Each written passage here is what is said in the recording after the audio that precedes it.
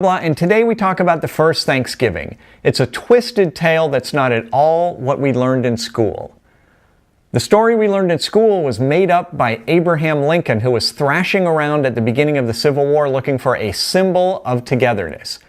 He came up with the idea of Pilgrims and Native Americans joyously celebrating together. The story stuck and we live with it today. The real story starts in 1609 when religious radicals fled England and moved to an industrial town in Holland, where they tried to settle in and live their religious lives. Over the next few years, they became unhappy as their children started speaking Dutch and even enlisting in the Dutch army. These separatists hatched a new plan, which was to seek out financiers to fund a colony in the New World. At the time, there were already 50 million people living in the so-called New World. They were Native Americans. Also at the time, the west coast of what is now the United States already had many cities settled there by the Spanish. Even the east coast had been explored, fished, and plundered for at least 150 years. So when the separatists went looking for backers, they found them. An old-line import-export company called the Merchant Adventurers agreed to pay for the journey, provided the group agreed to work once they got there to return exports and repay the loan. When the separatists, who were now calling themselves Pilgrims, arrived at their ships, the Mayflower and the Speedwell, they discovered two surprising things. First, the Speedwell was a dump.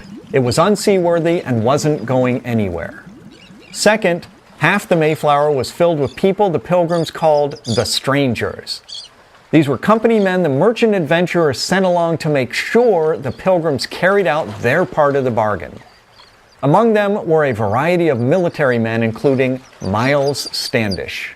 So off they went on their difficult journey across the ocean to the New World. About 100 of them survived. After a few false landings, they arrived at Plymouth, Massachusetts, which was not where they were supposed to go. However, they held a meeting, elected a governor, and he proclaimed that the crown would not be too upset if they settled there. Why did they select Plymouth? Mostly because there was already a perfectly good empty village located there.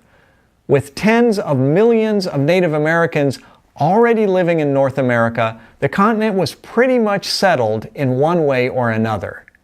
This particular village was empty because in the 2 years preceding the Pilgrims' arrival, a smallpox epidemic had been unleashed by earlier Europeans and had wiped the village out.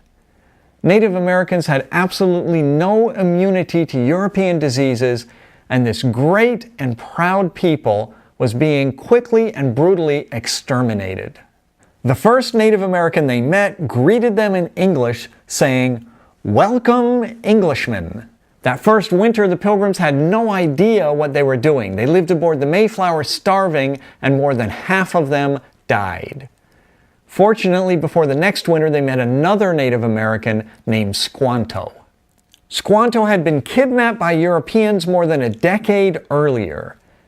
He was taken to England, taught English, and attempted to be sold into slavery to the Spanish. He was rescued at the last minute by a friar. After this disturbing odyssey, he eventually made his way back to North America and to Massachusetts, where he spent time with the Wampanoag Indians, who are still around today. Squanto helped the Pilgrims set up trade with the Wampanoag and other Native American tribes. The Pilgrims bought furs and sold them to exporters who took them to Europe. In this way, the Pilgrims were able to start paying off their substantial debt to the merchant adventurers. Squanto also taught them about new food, new agriculture, and the new environment they were facing. The next year, 1621, the Pilgrims finally got their act together enough to have a good harvest and to celebrate.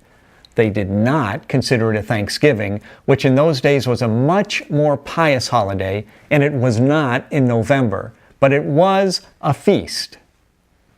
According to the official historian of the Wampanoag tribe, in order to celebrate, the Pilgrims began shooting their guns in the air. The Native Americans were concerned and sent 90 warriors to visit the small Pilgrim village to find out what was going on. The warriors greatly outnumbered the Pilgrims, who quickly explained they were just celebrating as they prepared their feast.